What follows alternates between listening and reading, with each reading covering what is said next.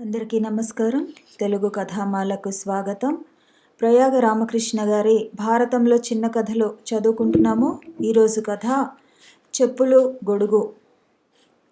ఇదిగో బాణం విడిచిపెడుతున్న శరాన్ని సంధించి జమదగ్ని మహాముని భార్య రేణుకాదేవి వైపు చూశాడు.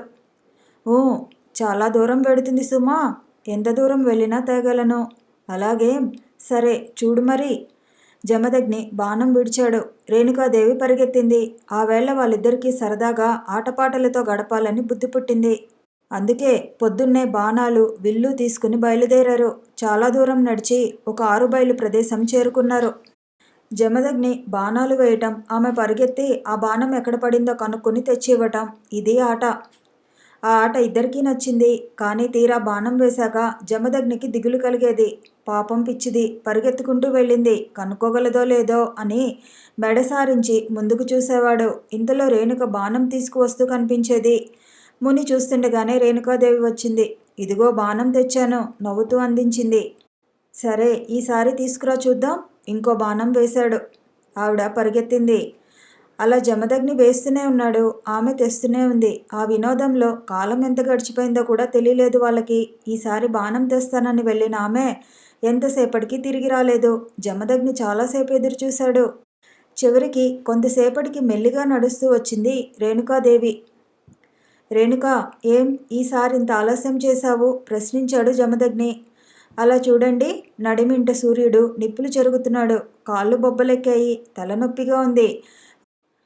ఆయాసం వచ్చేసరికి కాసేపు ఒక చెట్టు నీడను కూర్చుని వచ్చాను. అందుకని కొంచెం ఆలస్యమైంది.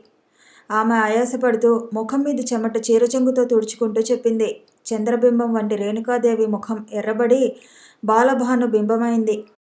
జమదగ్ని హృదయం భార్య పట్ల ప్రేమతో కరిగి నీరైంది. ఏమిటి, ఈ సూర్యుడు నిన్ను బాధ పెట్టాడా? ఇతగాడి పని చెబుతాను ఉండు అంటూ కోపంతో సూర్యుడి వైపు అస్త్రం సంధించాడు.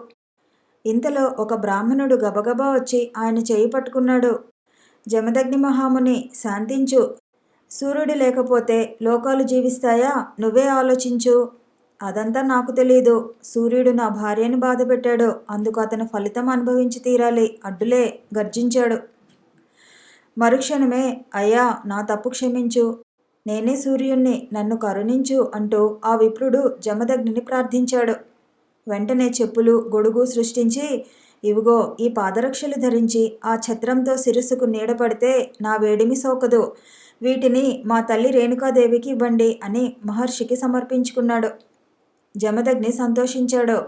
సూర్యుడు అంతర్ధానమయ్యాడు. ఆ గొడుగును చెప్పులను చూసి ప్రజలంతా వేడుకపడ్డారు.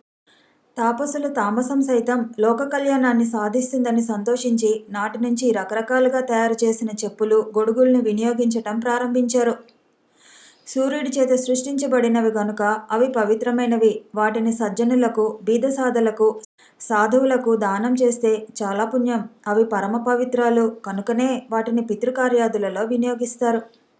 మరొక చిన్న కథతో మళ్ళీ కలుసుకుందాము. ఈ వీడియో నచ్చితే లైక్ చేయండి, షేర్ చేయండి, కామెంట్ చేయండి, ఛానల్ని సబ్స్క్రైబ్ చేయండి.